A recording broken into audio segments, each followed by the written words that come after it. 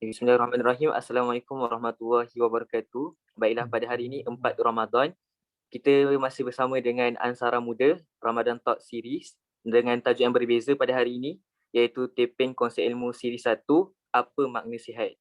Baiklah, sebelum kita meneruskan majlis pada hari ini, elok kiranya kita mulakan dengan umum kita Al-Fatihah.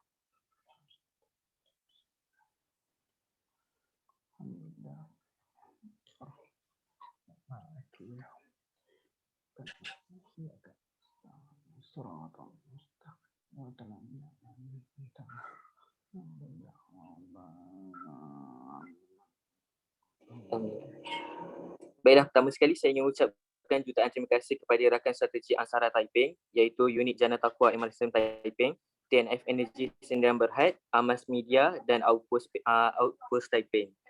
Baiklah, hari ini kita sangat beruntung kerana kita punya speaker, beliau merupakan pakar perubatan kesihatan awam Kementerian Kesihatan Malaysia.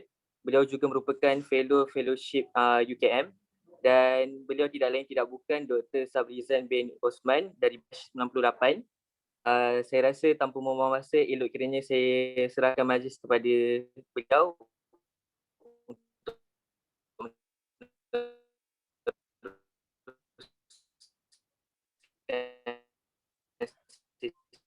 sedikit kepada hari ini.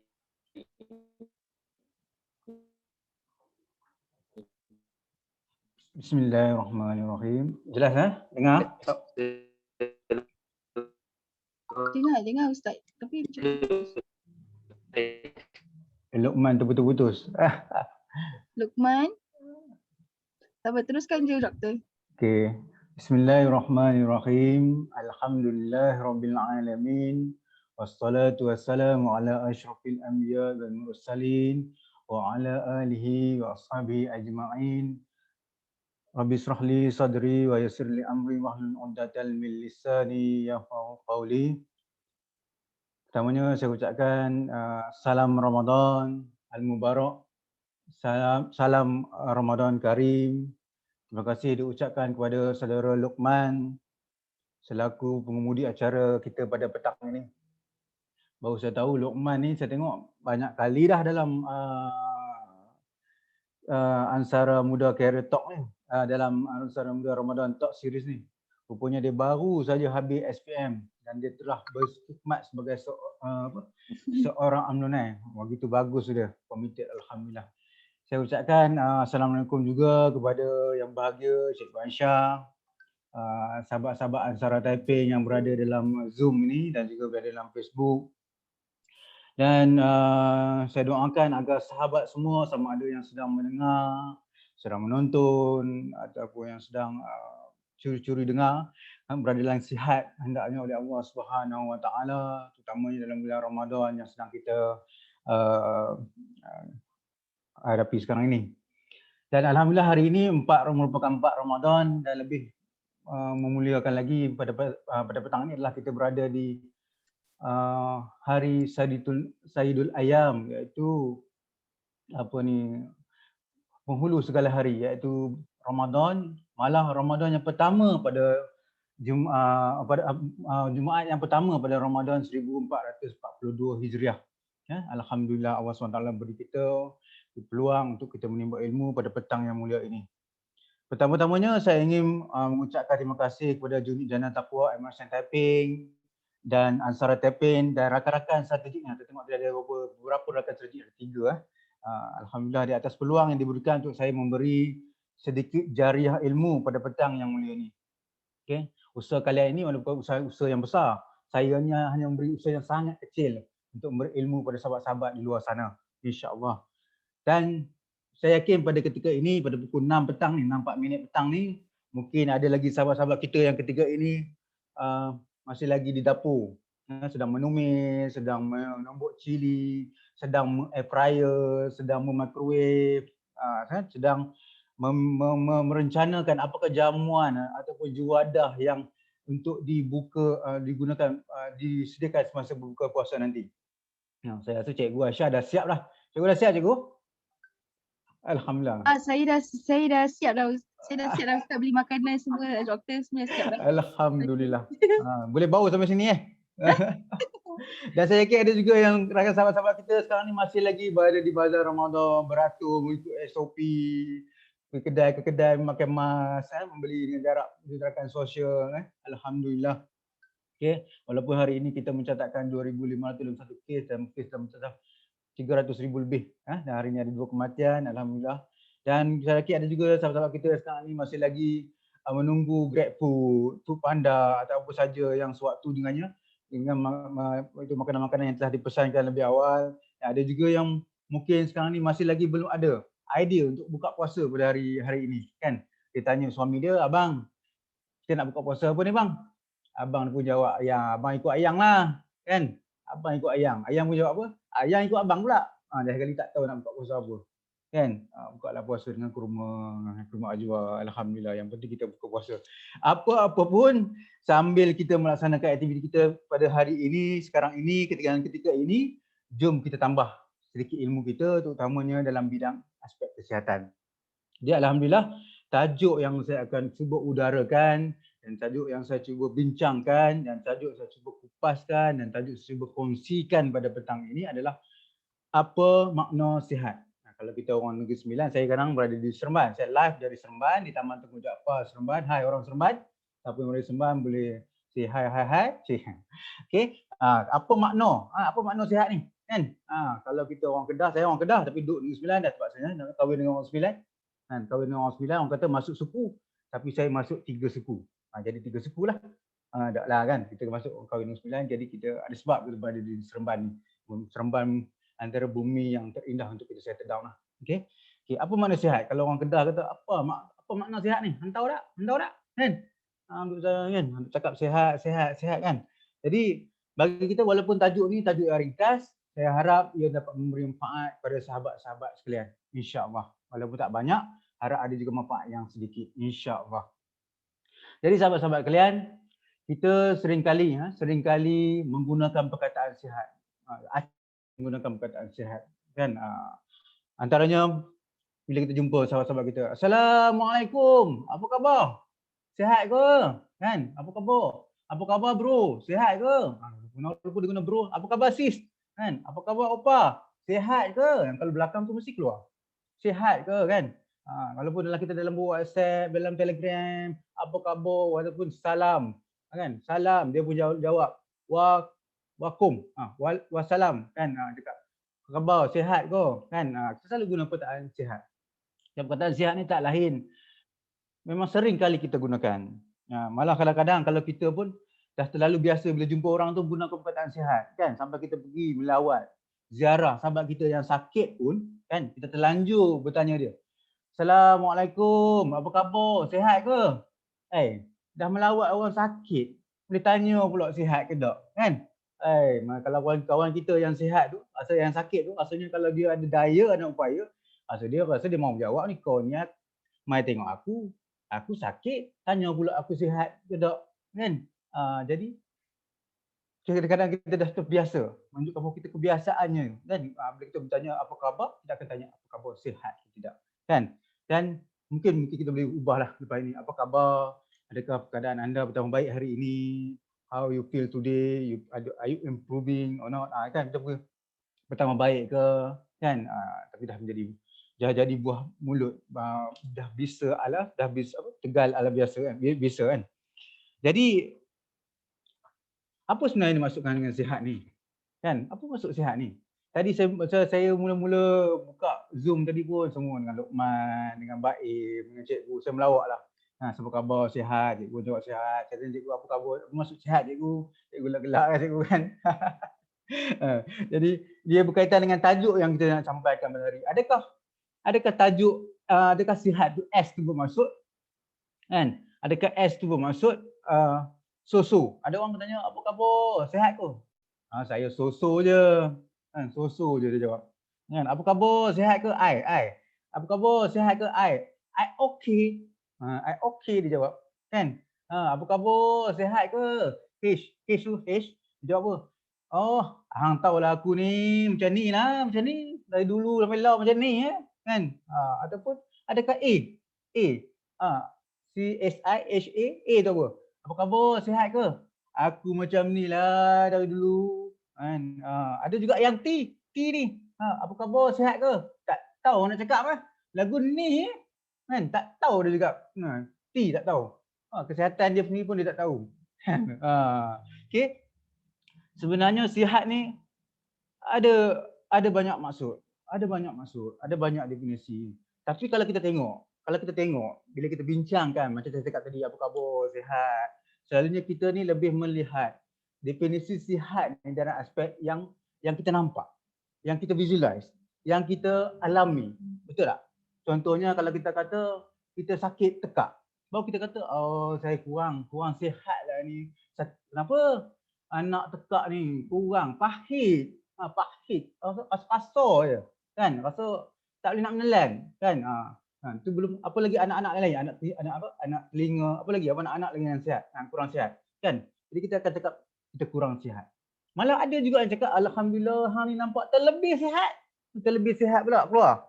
Kan? Apa maksud yang terlebih sihat ni kan? Dulu masa jumpa di MRSM, macam Luqman sekarang kan jumpa di MRSM. Kan? Mungkin berat dia 50 kg je.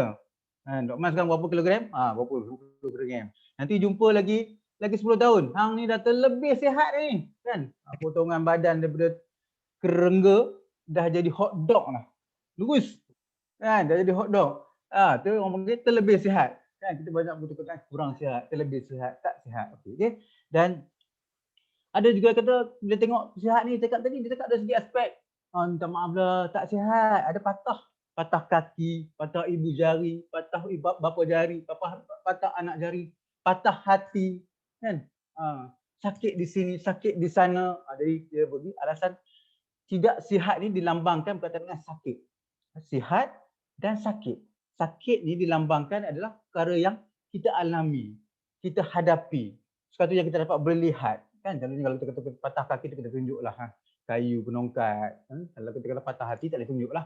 Kan? Kita hanya boleh tunjuk perasaan dan jiwa kita. Okay? Sakit gigi, kita tunjuk macam mana sakit gigi. Okay?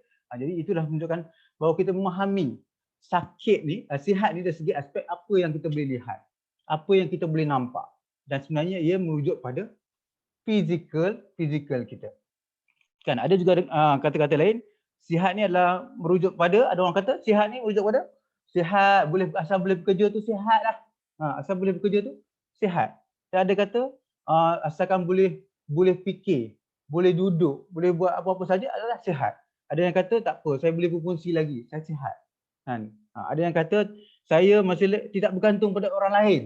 Saya tidak bergantung pada siapa-siapa pun. Saya boleh buat kerja saya sendiri. Saya boleh buat kerja harian saya sendiri. Maka saya sihat. Kan? Ada juga orang kata saya ni masih lagi fit. Fit tu maksudnya sihat. Saya masih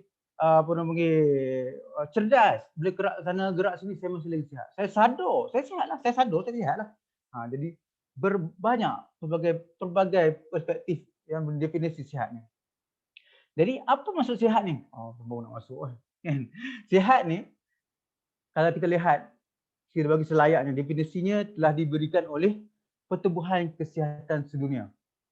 Sejak 1948 lagi definisi sihat telah diberikan melalui WHO Constitution sejak 1948, iaitu tempoh masa yang lama dah lalu, telah memberikan bahawa sihat dia bermaksud sempurna. Sempurna dari aspek apa? Dari aspek fizikal, dari aspek mental dan sosial. Bukan sosial, sosial. Sosial dan bukan sahaja bebas daripada penyakit, kelemahan ataupun kecacatan. Nampak tadi? Bukan saja kita kata orang ni cacat, sakit, ada penyakit, sama ada penyakit kronik ataupun penyakit berjangkit seperti COVID ni. Okey? Dan juga kelemahan-kelemahan atau kecacatan lain yang ada, kita kata dia tidak sihat. Sihat mestilah seorang itu dikatakan sihat mestilah ada kesempurnaan ataupun hampir sempurna pada aspek tadi fizikal. Fizikal ni kita kata apa yang kita nampak lihatlah, biological kita. Okey, kita jasmani kita. Okey. Yang kedua adalah segi mental. Okey, yang pertama adalah fizikal. Yang kedua adalah segi mental. Bila kita sebut mental ni semua orang boleh bayangkan mental. Bila orang cakap tak sihat mental, semua orang boleh bayangkan orang gila. Betul? Kan? Mestilah boleh terbayangkan cerita bagaimana seorang gila, cerita seorang gila membantu seorang yang kehilangan tayar skru dia, kereta dia membantu. Kan ada itulah wire putus dan sebagainya. Dan kita boleh bayangkan komponen yang ketiga adalah physical, mental dan social. Social ni ada aspek bagaimana kita bergaul dengan orang lain dan sebagainya. Nanti saya akan huraikan secara terperinci. Okey. Dan kalau kita tengok apa ni yang panggil definisi ini telah digunakan terlalu lama, 1948. Sehinggalah ada juga sekolah-sekolah Islam meminta ataupun pakar-pakar Islam meminta untuk dimasukkan elemen spiritual, rohaniah ataupun orang panggil rohaniah. Ini dimasukkan. Okey. Hingga pada 1997 ataupun sekitar 1998 telah dimasukkan definisi baru bagi sihat.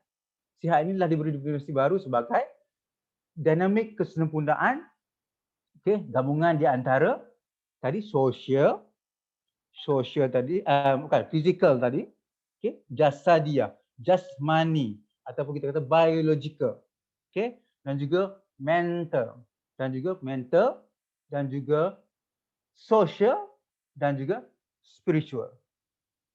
Dan tidak hanya mempunyai, yang belakang itu sama, tidak hanya mempunyai penyakit, kecacatan ataupun kelemahan. Okey. Jadi kalau kita lihat tadi, yang pertama aspek apa yang sempurna? Aspek fizikal. Okey, aspek fizikal kita mesti adalah sempurna. Yang kedua, mestilah sempurna dari aspek mental. Yang ketiga, mestilah sempurna dari aspek sosial kita. Yang keempat, mestilah sempurna dari aspek spiritual kita. Dan yang kelima adalah mestilah bebas daripada sama ada penyakit, kelemahan ataupun kecacatan. Okey? Jadi kita kata sihat. Sempurna sihat. Tapi bila kita lihat daripada 4 komponen dan 1 elemen yang terakhir ini, memang kita dapat tahu bahawa tidak ada orang yang 100% mencapai status sihat.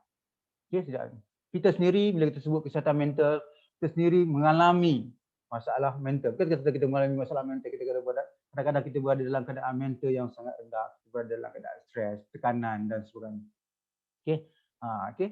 Jadi berbalik kepada apa yang saya cakap sekarang ni adalah yang pertama, apakah itu kesihatan fizikal?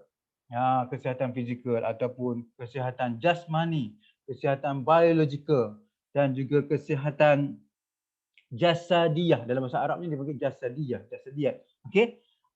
Dia adalah berkait dengan keadaan badan seseorang. Fizikal, bentuk badan serta kebolehan individu melaksanakan tugasan tertentu, bebas daripada kesakitan, ketidakupayaan fizikal, penyakit kronik dan penyakit-penyakit.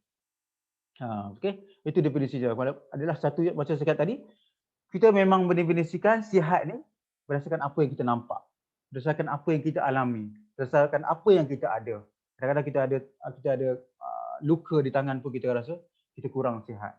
Kan? Bagi seorang yang menggunakan tangan untuk melakukan kerja hariannya, mendapatkan sumber rezekinya, kalau luka pada tangan pun dia merasakan bahawa ia adalah satu perkara yang sangat mengganggu kesihatan dia, mengganggukan rutin harian dia untuk melakukan aktiviti untuk menghasilkan gaji dia. Okey. Jadi apakah faktor-faktor menyebabkan seorang tu tidak mempunyai kesihatan fizikal? Okay. Antaranya adalah yang saya uraikan beberapa faktor lah yang menyebabkan seorang itu tidak mampu untuk mempunyai kesihatan fizikal yang sempurna. Iaitu yang pertama adalah congenital.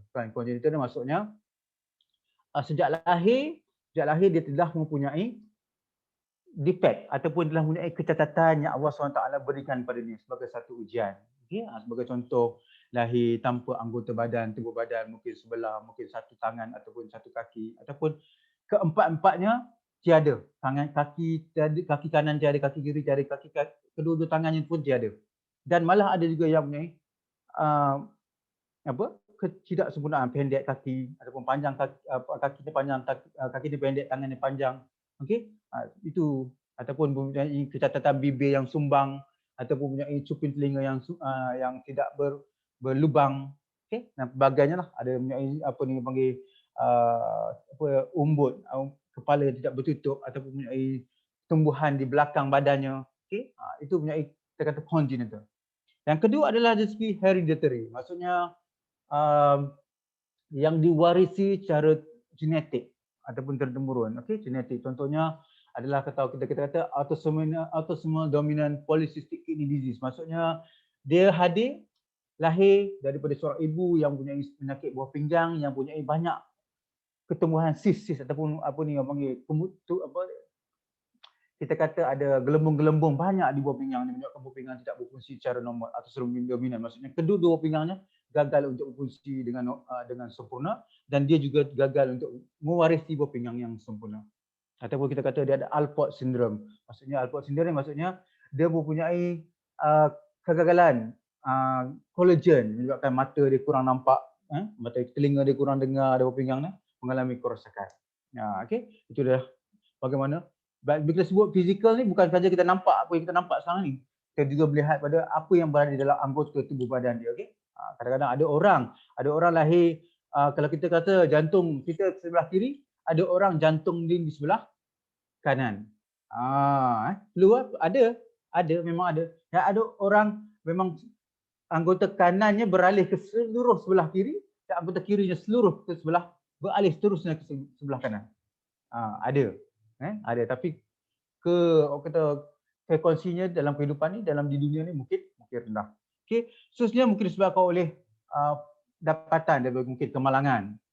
Yang dapat daripada hasil kemalangan, bila kemalangan, patah kaki, patah tangan, atau terpaksa dipotong tangan kaki dia akibat kemalangan tersebut. Okey, bagi mengelakkan jangkitan itu merebak ke anggota yang lain dan seterusnya. Jadi ini menyebabkan dia menjadi seorang yang tidak upaya fizikal. Dan ada juga mungkin dia punya kencing manis, kan kita biasa tengok orang kencing manis dipotongnya sama ada daripada ibu jari, kan dipotong sehingga ke paras buku lali, dipotongnya sehingga ke bawah lutut, dipotongnya ke atas lutut. Okay? Yang menyebabkan dia mempunyai ketidakupayaan ataupun tidak punya sihat dari fizikal. Ataupun juga ada faktor-faktor lain. Okey? Dan kami sebagai seorang doktor perlulah mengakses ataupun menilai seorang ini sama ada dia sihat dari segi fizikal, memang perkara yang biasa dilakukan. Dan memang kita mencadangkan seorang yang berumur 40 tahun, kita pun kalau kita memasuki suatu institusi baru, kita buat pemeriksaan fizikal, betul? Kita pemeriksaan fizikal, kita tengok sama ada dari segi BMI dia, berat ideal dia, adakah mencukupi, adakah dia obese, dia pre-obese, okay?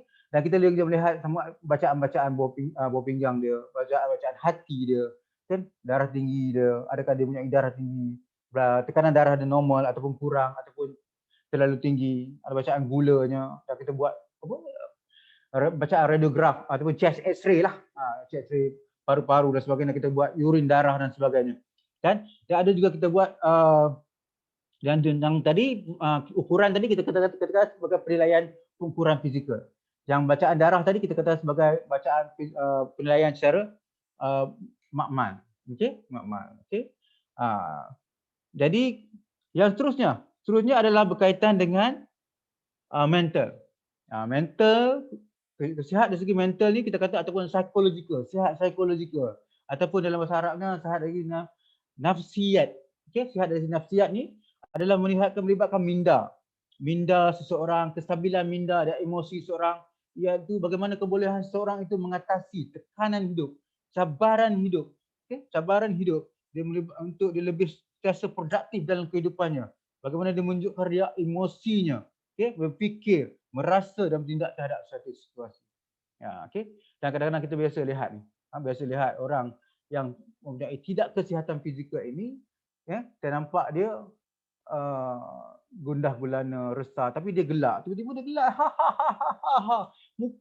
Muka sedikit pun sedih tapi ketawa. Terbahak-bahak. Ada yang sebaliknya, muka sangat gembira tapi air matanya mengalir. Jadi ini berlaku aspek-aspek tertentu lah. Kan? Dan bila kita cakap kesihatan mental ni, mungkin semua orang terbayang orang-orang yang wayanya dah putus, yang telah diuji oleh Allah SWT.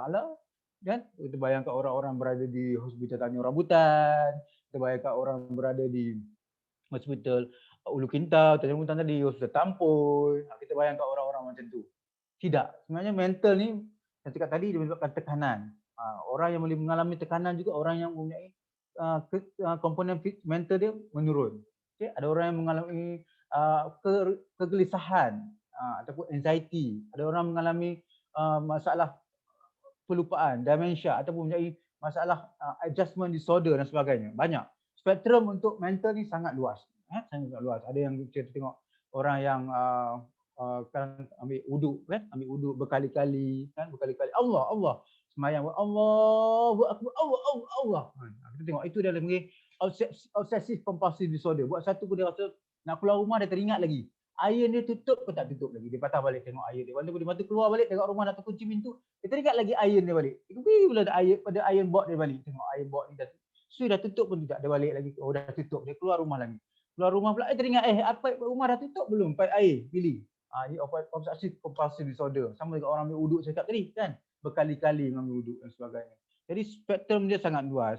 Dan ia kalau kita lihat, apakah faktor menyebabkan orang ni mengalami masalah ketidakupayaan mental ini tadi ataupun rendah dia punya tahap kesempurnaan dari segi aspek mental ni, iaitu yang pertama tadi iaitu sejarah lampau.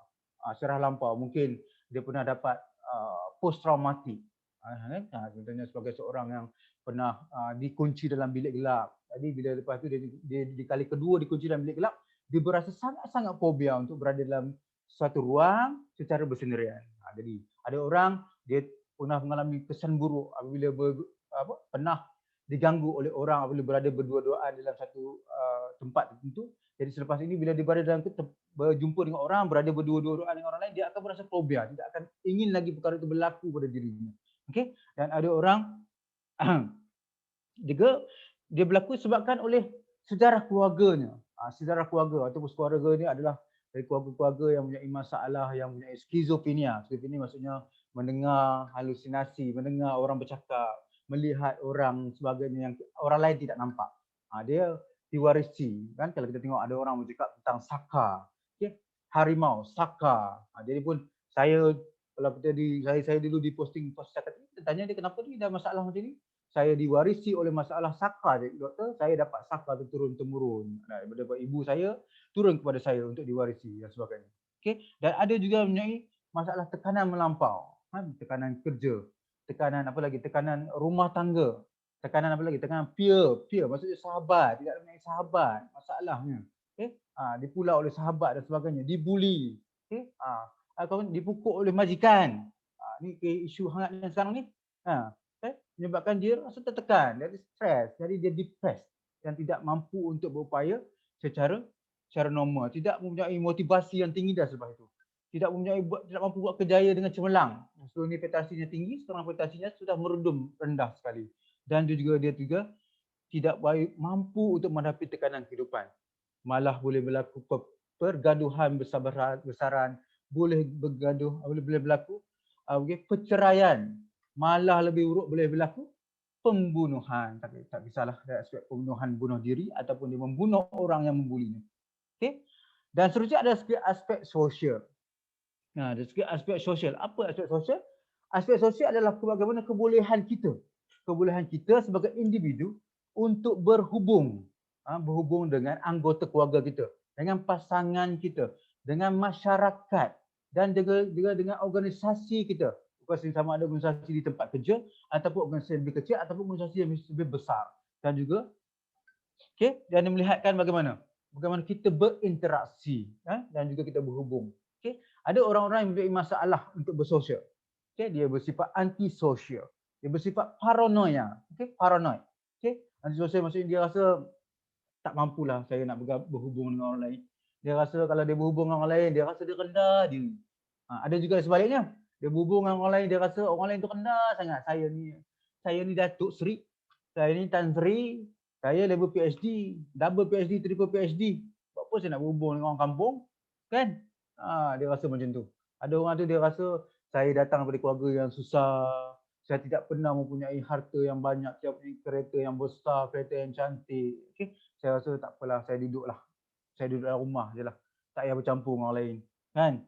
Ada orang bersifat paranoid. Maksudnya bila dia bercampur, dia rasa, dia lihat orang ni, dia rasa orang ni macam pandang semacam je. Kau pandang aku macam ni, oh kau rasa aku ni buruk, kan? Macam tu. Ada orang tu dia, bila dia tengok orang tu bercakap-cakap, dia orang ni bercakap pasal aku ni, dia kutuk aku ni. kan. Mentang-mentang aku ni handsome je, dia kutuk kan.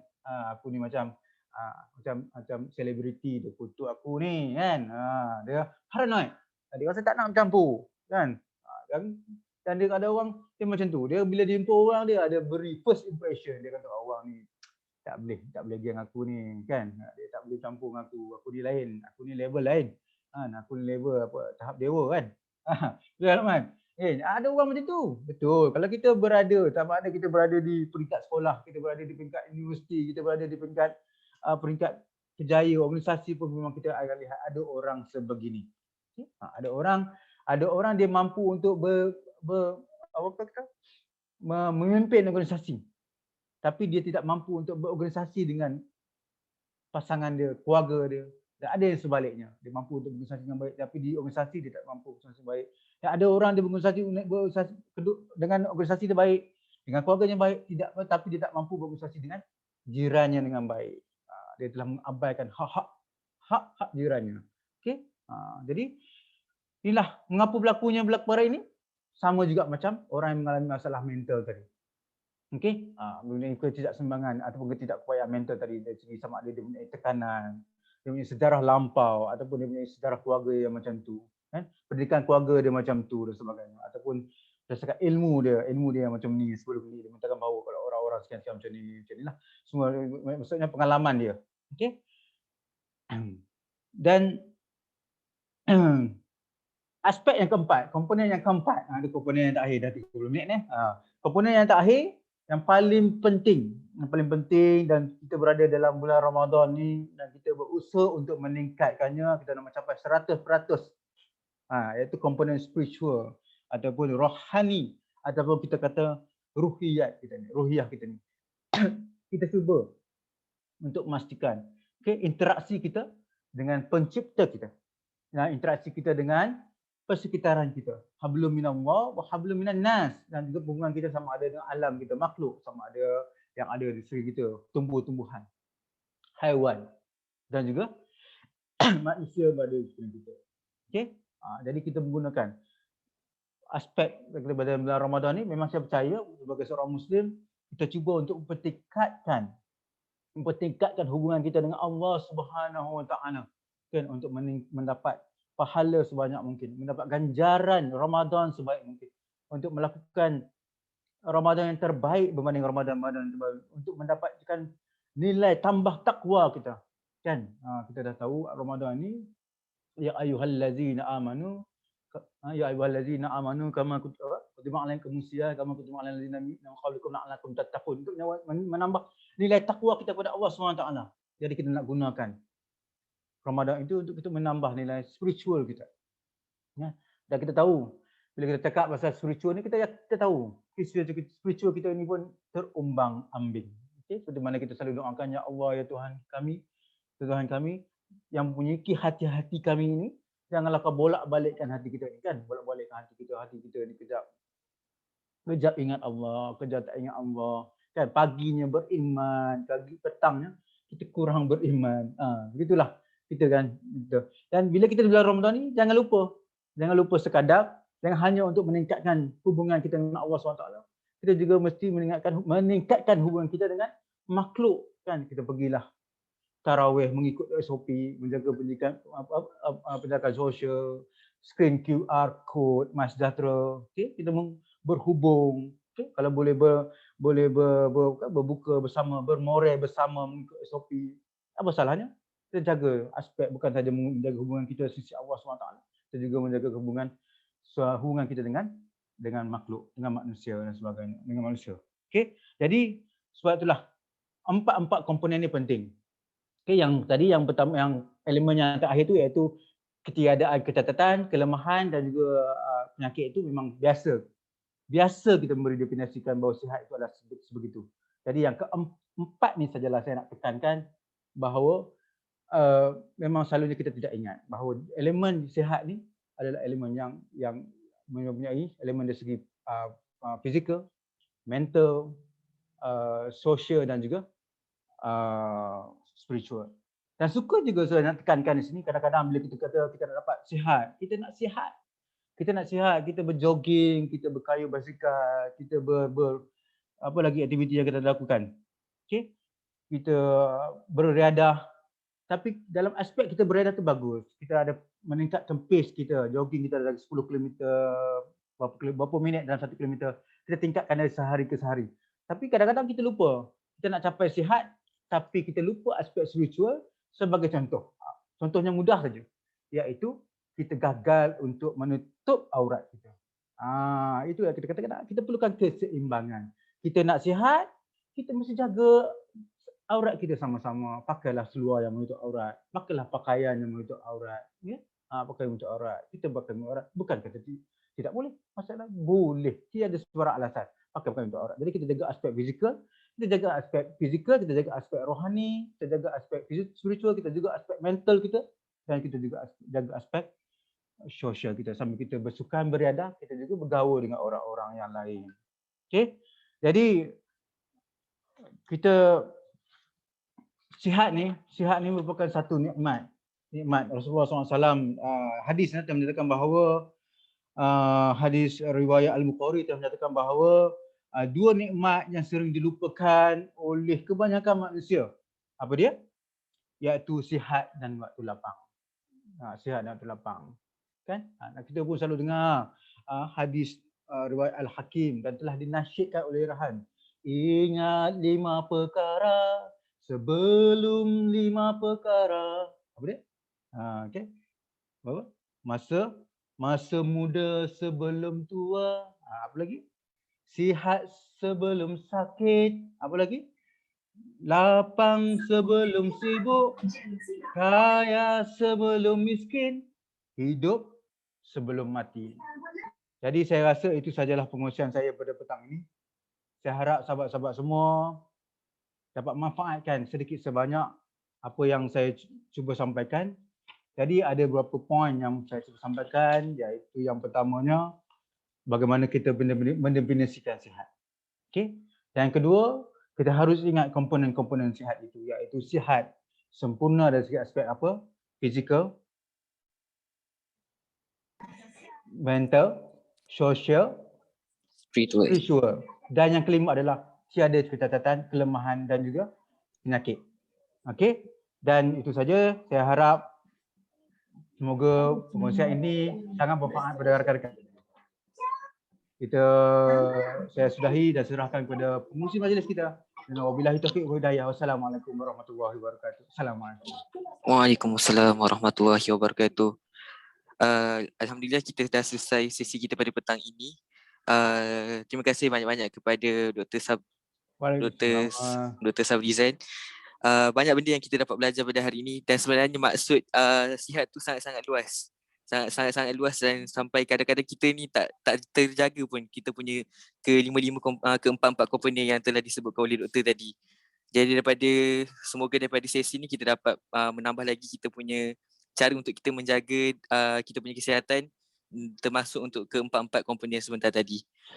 Ucapan terima kasih sekali lagi kepada rakan strategi Ansara Taiping, Unit Jana Taqwa MSM Taiping, TNF Energy Sdn Berhad, Amas Media dan Outpost Taiping. Saya kira saya suka cerita untuk saya ingatkan, hari Isnin ni kita akan ada lagi Ramadan Talk untuk taping konsep ilmu siri 2 dengan tajuk Adab Berdoa dengan doktor yang lain. Jadinya jika anda ada kelapangan waktu pada masa ketika itu, bolehlah untuk sertai kami. Tanpa membuang masa lagi, saya kira kita tutup majlis kita dengan tasbih kafarah dan suratul As. Terima